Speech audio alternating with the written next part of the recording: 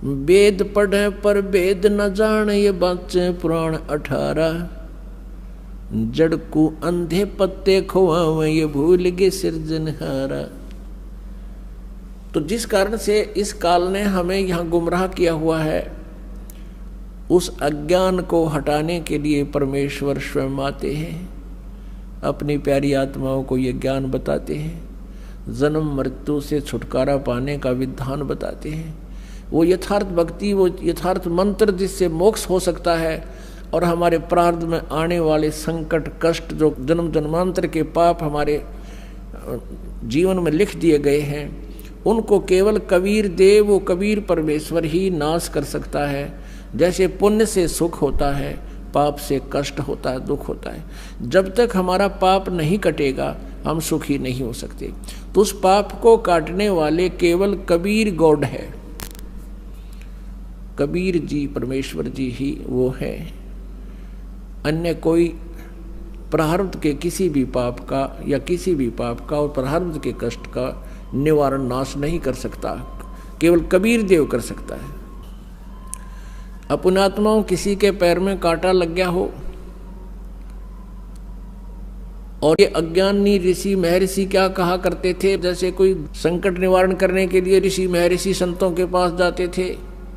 प्रथम तो वो जंतर मंत्र बताते थे, ऐसा कर ले, ऐसा जाप कर, इतना 1000 जाप ये कर ले, 11,000 गायत्री जाप कर ले, क्या 1100 रुपये का ये भंडारा करवा दे।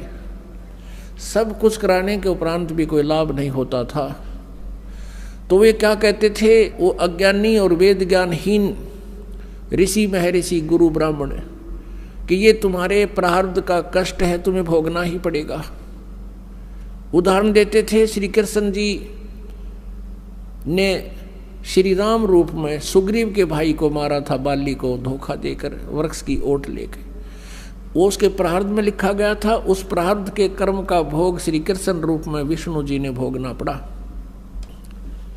फिर हम चुप हो जाते थे, हमारे पास तर्क नहीं था, तर्क की गुंजाइश नहीं थी, लेकिन आत्मा में हार नहीं थी।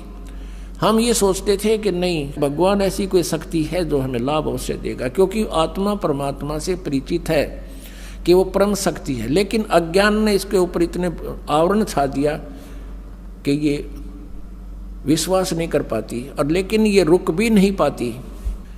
और जिस कारण से ये कभी किता झाड़े लाने वालों के पास, किता को भूत प्रेतों के जंतर मंत्र करणियों के पास, किसी ऋषि महर्षियों के पास, या किसी मंदिर और मस्जिद गुरुद्वारों में जा जाके अपनी मन्नतें मांगते हैं, और आखिर में ज्यों के त्यों ही रह जाती हैं, क्योंकि वहाँ वो विधान, वो सिद्धांत नहीं है, वो मंत्र नहीं है जिससे प्रारब्ध का नाश हो सके।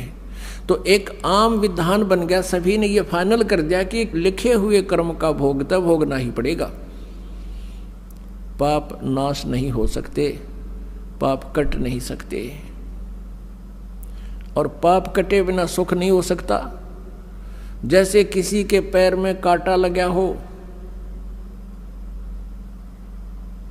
और वो किसी से बताए कि मेरा पैर में दर्द बहुत हो रहा है, उसने पैर को धो साफ करके बता दिया कि तेरे पैर में कांटा लगा है, और वो व्यक्ति यूं कहे, ये वो जो बताने वाला कि कांटा लगा है, और वो ये कहे कि कांटा तो निकलेगा नहीं, अब जूते पहन ले, भविष्य में कांटा नहीं लगेगा। कांटा लगे पैर में जूता पहना नहीं जा सकता, कांटा निकले पीड़ा कम हो। फिर इस डर से जूता पहनेगा वो प्राणी के हे भगवान कहीं फिर कांटा ना लग जाए, उसकी पीड़ा बहुत होती है। तो ऐसे ही जो व्यक्ति ये कहते हैं, पहले तो जंतर मंत्र बताते हैं वो संत गुरु ऋषि महर्षि, और फिर उनसे कोई लाभ नहीं होता है तो कह देते हैं कि ये तुम्हारे प्रारब्ध का कष्ट है, ये तो तुमने भोगना ही पड़ेगा, ये तो आजीवन भोगना पड़ेगा, और भगवान की भक्ति कर ले, भविष्य में दुख नहीं होगा। पुण्यात्माओं, जिस व्यक्ति के ऊपर कोई आपत्ति आई है और उसको राहत मिले नहीं, वो सपने में भगवान ना याद करे, वो कर ही नहीं सकता। अब वो पाप रूपी कांटा निकले जिससे पीड़ा टेंशन हो रही है, और फिर वो व्यक्ति भक्ति करे इस डर से राम नाम का जूता पहनेगा, हे भगवान कहीं फिर बिजली ना गिर जा। इस डर से, इस भय से फिर वो सदा भक्ति करेगा, मर्यादा में रहेगा, क्योंकि उसने आपत्ति को झेल कर देख लिया उसमें कितनी पीड़ाएं होती हैं। और कोई ये कहे कि ये तो कष्ट बना ही रहेगा, आगे भक्ति कर ले, वो सपने में भी नहीं कर सकता भक्ति। ऐसे तो नास्तिक हो गए, पूरा चीन नास्तिक हो गया, जिसमें विश्व की आधी के लगभग जो है जनसंख्या है, और पूरा रूस नास्तिक हो गया। जो पहले सब आस्तिक थे, महात्मा बुद्ध को माना करते थे, उनको महात्मा मानकर, संत मानकर उनकी शिक्षाओं को ग्रहण किया उनके पूर्वजों ने, लेकिन आध्यात्मिक लाभ नहीं मिला। औपचारिक ज्ञान जो महात्मा बुद्ध ने बताए तो आम माता पिता अपने बच्चों को बता देता है, लेकिन जब तक उसके पास समाधान नहीं है, परमात्मा का सहयोग साथ नहीं है, और वो मंत्र नहीं जिसे पाप नाश हो, जीव परमात्मा को नहीं मान सकता।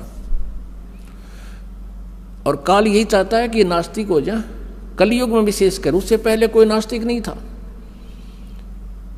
द्वापर तक आप देख लो, सब इतिहास है, चारों वर्ण भक्ति किया करते थे, परमात्मा से डरते थे, आसरा रखते थे भगवान पर। कलयुग में एक विशेष परमात्मा की और काल का एक विशेष वार्ता और संधि हुआ है, एक कंप्रोमाइज हुआ है कि काल ने परमेश्वर से जो पहली बार भगवान रूप बदल कर आए थे, रूपांतर करके अपने पुत्र जोगजीत के नाम से, तो काल ने कहा था भगवान 3 युगों में जीव कम ले जाना, और कलयुग में जब चौथा युग आवे, उस कलयुग में आप कितने ही जीव निकाल ले जाना। तो काल ने ये सोच रखा था कि कलयुग में इनको ऐसा बना दूंगा, सतयुग त्रेता द्वापर में इनके पुण्य रहेंगे, और कलयुग में वो पुण्यहीन हो जाएंगे, और अन्य ना जाने कितने पंथ बना दूंगा, ना जाने कितने धर्म बना दूंगा, और इनको नास्तिक कर दूंगा। और आज उसने वो सब काम कर रखे हैं। तो परमेश्वर ने कहा था कि ठीक है, सतयुग त्रेता द्वापर में कम जीव ले जाऊंगा, और चौथा युग में मैं आप देख लूंगा तेरे को। अब ये वार्ता फिर बताएंगे, आज प्रसंग कुछ और है। अब कहने का भाव ये है कि जब तक हमारा पाप नाश नहीं होगा, कांटा नहीं निकलेगा, तो पीड़ा मिटे नहीं, और पीड़ा नहीं मिटेगी तो जूता पहना नहीं जा सकता। ठीक इसी प्रकार जो दुखी आत्मा यहाँ आते हैं, यदि वह परमात्मा परमेश्वर कबीर जी की जो हम दास नियम बताता है, मर्यादा बताता है, उस मर्यादा में रहोगे तो आप पर कष्ट नहीं रहेगा। आप ये सोच कर आते हो कि आज ही जादू मंत्र जंत्र कर दे गुरुजी, और फिर हम अपने राज्य गुरुजी अपने, नहीं, ये काम हम नहीं करेंगे। परमात्मा का उद्देश्य है कि तुम यहाँ आओ, इस ज्ञान से परिचित हो, कुछ ऐसी राहत तो आपको प्रथम दिन ही मिल जाएगी जो सच्चे दिल तक रो कर यहाँ समर्पित होगा।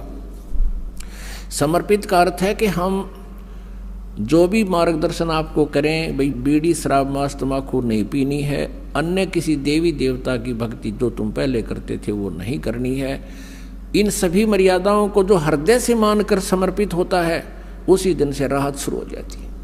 लेकिन हमारे भक्त और कुछ वो स्वयं भक्त पुस्तक आदि ज्ञान सुनकर पढ़ कर आते हैं, तो उनकी धारणा ये होती है कि बार चल कर देखता हूँ, राहत मिलेगी तो ठीक है, नहीं तो नहीं। ऐसे व्यक्ति को यहाँ कतई राहत नहीं मिलेगी, चाहे आइयो चाहे मत आइयो। हमारा उद्देश्य है कि आपको राहत तो अवश्य मिलेगी, गारंटीड मिलेगी, आपके ऊपर कोई कष्ट नहीं रहेगा, मेरे से लिखवा लो तुम। लेकिन जैसे हम कहें ऐसे करते रहो। आपको बार बार यहाँ बुलाने का उद्देश्य है कि आप भगवान से परिचित हो जाओ, और परिचित होने के बाद फिर अननेसेसरी डिमांड खत्म हो जाएंगी, जिनके कारण हम भगवान से दूर होते चले जाते हैं, जिनकी हमें आवश्यकता नहीं। और फिर आप देखना प्रतिदिन भगवान कितने सुख देगा, आपकी सोच भी नहीं सकते।